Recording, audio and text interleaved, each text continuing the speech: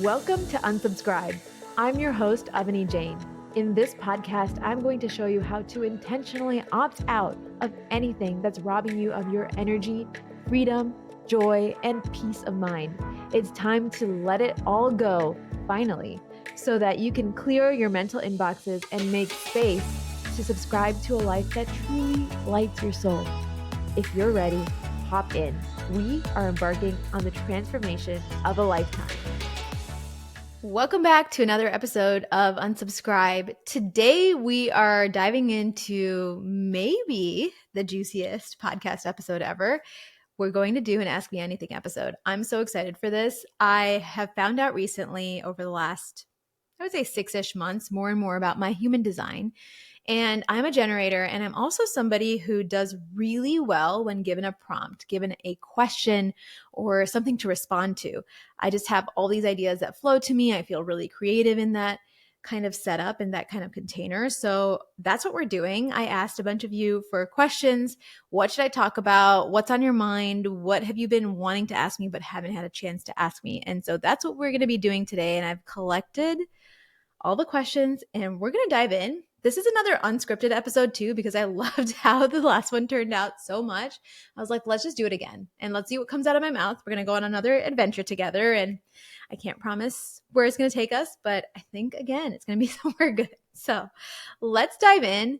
I have organized this into sections. We're going to see if it'll end up being one episode or 2 episodes, depending on how things go and how much I just talk.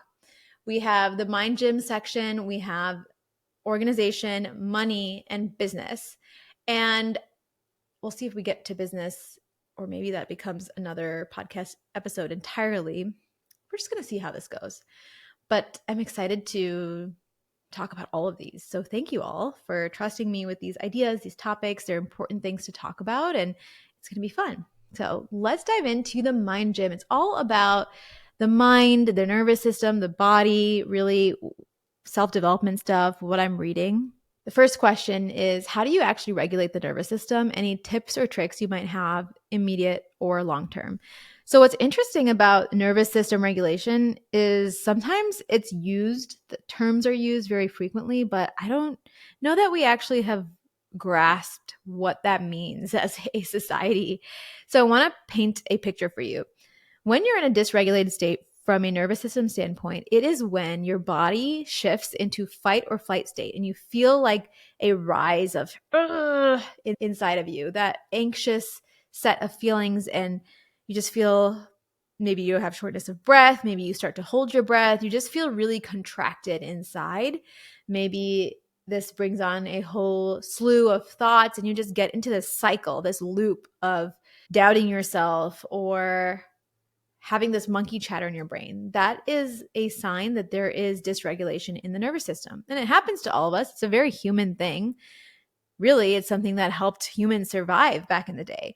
So in our world today, it looks a little different. When you have a dysregulated nervous system, you are maybe responding to things differently. Your body is responding to things differently. Meaning, if I'm feeling like a friendship of mine has been in a weird spot and I'm not really sure where it is. We haven't had a chance to sit down and talk about things, but just things have been feeling slightly off, slightly weird. I know something's not great. And every time I get a message from that person, I see their name and I feel my anxiety spike. That is a sign of a dysregulated nervous system. This has happened to me in the past. I would see a friend's name who we were having a moment in our friendship, and I would just feel so, worried, scared, nervous about what they might say. Like they might have a problem with something, they're going to cancel, or maybe if I actually say I'm not free at this time, I'm free at this time, that they're going to be mad at me. I remember being in a really, really dysregulated state from a nervous system standpoint in 2020 especially, and maybe a lot of you were in that state with me. I would feel massive amounts of anxiety about text messages to friends, about setting up hangouts with friends. Obviously, there's a lot of other pieces that went along with that, and it was 2020. We didn't really hang out with friends, but like we had virtual hangouts, and felt like I needed more space at that time. I remember being in a very dysregulated state at that time. And another example is work. Maybe you receive a Slack message from a coworker or your boss that says, hey, I need to chat with you. Let's set up a meeting to talk. instantly your mind goes to, oh my gosh, I did something wrong. If you do that and then your body starts to get really scared, like sweats, nervous, anxiety, shallowness of breath, that is another sign of a dysregulated nervous system. When we jump to the worst case scenario, that is a sign we are living from a state of dysregulation. And it's not a great place to live from. I've experienced it and it doesn't feel good. It feels frankly yucky. It's a feeling that stays with you. Like your monkey brain just loves to, it's such good material for your monkey brain. Your monkey brain loves that kind of material and it loves to go off. So that is what a dysregulated state looks like. So how do you regulate? Now, I feel like a lot of it is long-term play from a regulation standpoint. Like it takes weeks, months to get to a state where you feel grounded when you get a message from a friend that you're not in a good spot with, that it doesn't throw off your entire day. It takes time to get to that place. And there are a lot of practices that are involved. I'll talk about the long-term piece, but I want to first dive into the short-term piece. What are some quick things you can do to regulate your state? So if I get a message from someone and I instantly feel, happens to me with business sometimes. I get a client phone call and I'm not sure if I want to work with this potential client. I feel that dysregulation coming in. And what I do is I pause and I step back. I don't respond right away. That's a big thing. Don't respond right away. And you need to take time to get into a regulated state before you respond. So for me, that means breathing. I talk about breathing all the time, but I think it's just the best, cheapest tool that we have available to us, and we can do it anytime. And I like to do box breathing where I breathe in for 4 counts, hold for 4 counts, breathe out for 4 counts, and hold for 4 counts. And so it's this box breathing pattern that you're doing. Breathe in, 2, 3, 4, hold, 2, 3, 4, breathe out, 2, 3, 4, hold, 2, 3, 4. That is such an amazing tool. The breath, such an amazing tool. And that is a quick way to instantly shift into a slightly more regulated place from a nervous system standpoint. You can also do this by going outside. The outdoors, I'm convinced, the great outdoors, is actually medicine for the human body and human mind. So just go outside, 5 minutes, 2 minutes, be in the sun, go see the sky, go look at the trees or whatever greenery is around you, wherever you live. Go outside for a little while, maybe do some movement with that. You can do a quick set of yoga poses. You could do some stretches. Just go outside for a second without your phone. Bonus if you can take off your shoes and be grounded. Put your 2 feet on the ground in the dirt, not on concrete, and just feel the earth for a second. That is a really good way to get to a more regulated state. If you have more time, going on a walk is amazing. I love doing that when I feel like everything's kind of crumbling. I went on lots and lots of walks in 2023. And another thing I like to do is heat and cold therapy. Now, this is something probably I would say is more long-term. If you have the access to a sauna or a cold plunge, is doing a cold plunge for 3 minutes, then on another day doing a sauna for 20 minutes.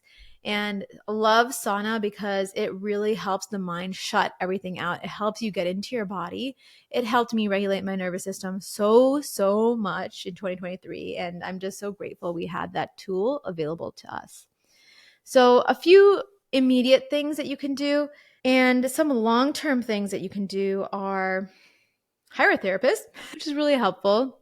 I also really love to create intentional schedules for my nervous system. If I see a stack of meetings on my calendar and it doesn't feel good to me, I just feel really anxious about it. I have this urge to cancel everything.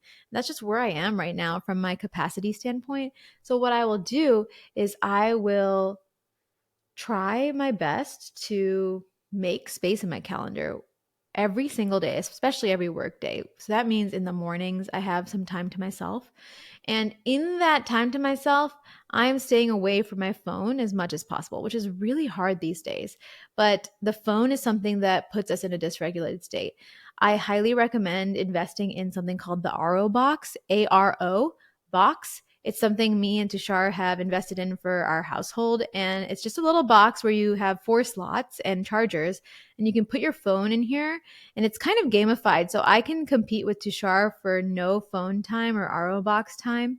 And we can see at the end of the week who has been off their phone the longest, which is really important for us because our work is tied to the computer and the phone. And this has been huge for our nervous system regulation, especially at night, but in the morning too. So in the morning, I get RO box time. In the evening, I get RO box time. So that's a very good investment, very good gift if you're trying to think of a gift for a friend or family member. And having that quiet space in the morning, if it's not an hour, maybe it's 10 minutes. And in that 10 minutes, maybe just sit in silence, breathe, look outside. If that feels really hard to do, I really, really love tapping. Tapping is such a go-to tool of mine when I need to shift state instantly. So it's actually an immediate nervous system change. And it's a long-term nervous system change. If I don't have time on a daily basis to do a long journaling session in the morning or anything like that, I can just do a 5-minute tapping video that I found online. It's such a powerful thing. And I've talked about tapping before, so I won't go into it. I'm also spending a lot of time on this question. So I hope these ideas were helpful, and I hope painting a picture of the nervous system, what it means to be dysregulated, and how to shift into regulated state is really helpful.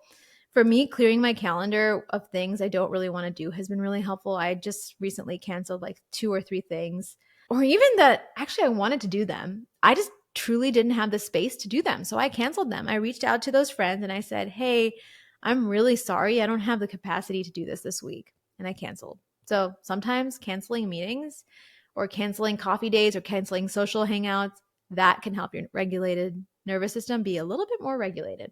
Okay, let's dive into question 2, and hopefully I can move things along a little bit faster. What is your number one piece of advice for a recovering people pleaser? I am a retired people pleaser, so I really love this question. And my number one piece of advice is master firm boundaries. Number one piece of advice, that is what we need to do. Boundaries are really, really important for people pleasers, because what a people pleaser does is when someone asks something of them, they immediately say yes. They do not even think about boundaries, don't have the concept of boundaries. Boundaries are really loosely held. A people pleaser will also anticipate things and do things for other people. And that is a boundary they have to work on themselves. That is a boundary of keeping themselves inside. So boundaries are about keeping someone at a certain place and keeping yourself at a certain place. Now, what's crazy about boundaries is that a boundary doesn't actually ask someone to do anything. Boundaries ask people to do nothing. If I have a boundary of I don't respond to client emails after 5 p.m. on the weekdays or on the weekends at all, that's my boundary. In order to respect my own boundary, I have to do nothing. And in order for the clients to respect my boundary, really, they have to do nothing too, because they can email me at 6 p.m. if they want, but I won't respond to them. So that is what a boundary is. It actually is just a firm barrier that I've put up that asks nothing of me and nothing of others. And the hard part is the enforcement of it. And that is something that if you're able to master, if you're able to get really good at displaying your boundaries, firmly saying your boundaries, you often have to repeat. You can be a broken record when it comes to boundaries. If you're able to master that, the people pleaser tendencies will become much less extreme, and it'll be a practice where you're able to get out of that as your identity. And it's really, really powerful. So mastering boundaries and looking at boundaries differently is my number one piece of advice for people pleasers. Next question. What podcast are you listening to right now? Favorite podcast I'm listening to on Subscribe. I actually listened to my last episode and it was so fun to listen to. So I'm really, really enjoying that. I'm actually looking at my podcast app right now. I've been really enjoying the Boss Babe podcast with Natalie Ellis. I really admire her and Lindsay, who is her COO. And recently, I think they had a podcast episode about regulating the nervous system recently. So that one's really good. I think that was released April 30th, nervous system regulation. Really good one. Another one from them I really enjoyed was from April 23rd, Retreat Debrief, talking about deep somatic work, Kundalini, nervous system. Again, nervous system stuff, which is why I've been really resonating with Natalie Ellis's stuff. Another podcast I've been listening to that I'm really enjoying is Make Shift Happen with Samantha Daly. I love the ideas and really her philosophy that she shares about energetics, about making money, about being expansive and allowing more to come in. I really enjoy her content. I enjoy her brand and her photography and how she talks, how she holds herself. It's really inspirational for me and expansive for me. I've been enjoying the Manifestation Babe podcast. I have a few episodes that I have listened to here and there from her that I've just been loving. Really love that her podcasts are short. They're like 20 minutes usually. Then it's upgrade season with Alexandria Maria. Been so fun. I love how her podcasts are a little bit more like girl talk, chatty, like let's catch up, but this is what I'm doing. And also here are some things that are really applicable to life. And I think you'll find them helpful. So those are a few podcasts I'm really enjoying right now. And I wanted to share those with you. Let's see if there's any others that I've been on repeat with. Not really. Those are the main ones right now. I've just really been loving those podcasts. What is the last book you read and how would you say you integrated into your life? Which is similar to the last question in this category. What is your most favorite read and why? Most recent favorite read. So I just finished. So excited about this. I keep saying I'm going to make another podcast episode about it, but I get other ideas. I just finished Cal Newport's book, Slow Productivity. Honestly, I'm obsessed with this book. I listened to it on Audible. It is so, so good. Highly recommend if you are someone who's been obsessed with productivity, loves getting things done, but also feeling kind of burnt out lately in the last few years, especially in this post-COVID era. This book is for you. Oh my gosh. So this is the book. If you're on video, you can see Slow Productivity. I listened to it on Audible, like I said. And the concept is, how do we actually get things done, accomplish things without burning out? And in this book, Cal talks about how a lot of the thoughts and ideas about productivity are really antiquated. They're from days and days ago where people had to pretend to be productive. It's called pseudo productivity. Pretend to be productive so they wouldn't be put back on the factory floor when people were working in factories during the Industrial Revolution. And so productivity really became an artifact, and also the 9 to 5 schedule, an artifact that is left over from that era, the Industrial Revolution. So we have taken that, and that is what exists in corporate America today. That is what exists in non-corporate America today too. Like in the coaching industry, we are obsessed with being productive, getting things done, but to what end? And is it actually producing results? And I've been on this mission over the last several years to not just be productive, but be effective. If you look on my agency's website, Matcha Design Labs, we use that word a lot. I really care about being effective and being efficient. I want to get things done that actually matter. And that's why this book resonated with me so much. He talks about a lot of great frameworks. I talked about this on a previous episode, but he shares, what if you were focusing on quality, obsessed with quality? What if you really were ruthless with what you were working on and you said no to things on your calendar frequently? One of his ideas is, if you have any event on your calendar, you have to have an equivalent amount of time of free space on your calendar to balance that. And so in a certain day, if you're working 8 hours in a day, you can only have up to 4 events or things on your calendar and must have 4 hours of blank space. I would even change that a little bit. I would only want 2 meetings or 2 hours of events on my calendar and 6 hours of blank space.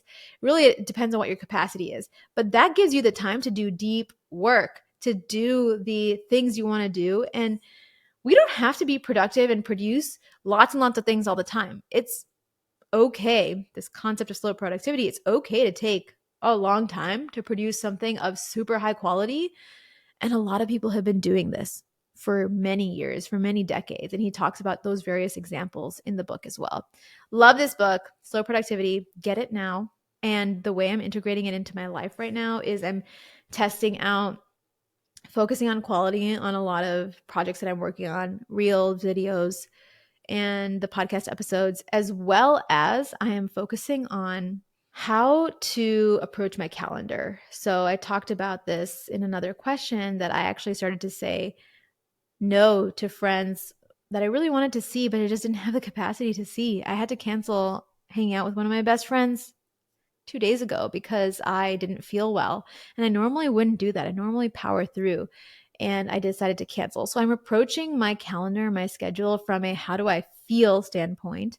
And I also am experimenting with his idea, Cal Newport's idea of balancing scheduled time versus unscheduled time on the calendar. So that is the last question in the mind gym section. I feel like I just covered a lot on this topic, and I wanting to maybe pause for the next section, because the next section is organization, and I have so much to share with you on that. We're going to be talking a little bit more about organization on trips. How do I organize my life?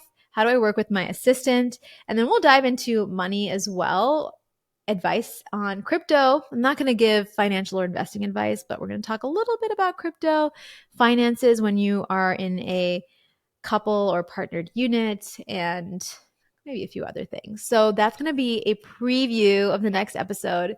I appreciate all of you being here and listening in. I know I went off on that nervous system question, but there was just so much to talk about. So I hope it was helpful. I hope it landed for you. And if it did, please screenshot this episode and share on Instagram, because I love hearing and seeing you listen to these episodes. It's so much fun for me.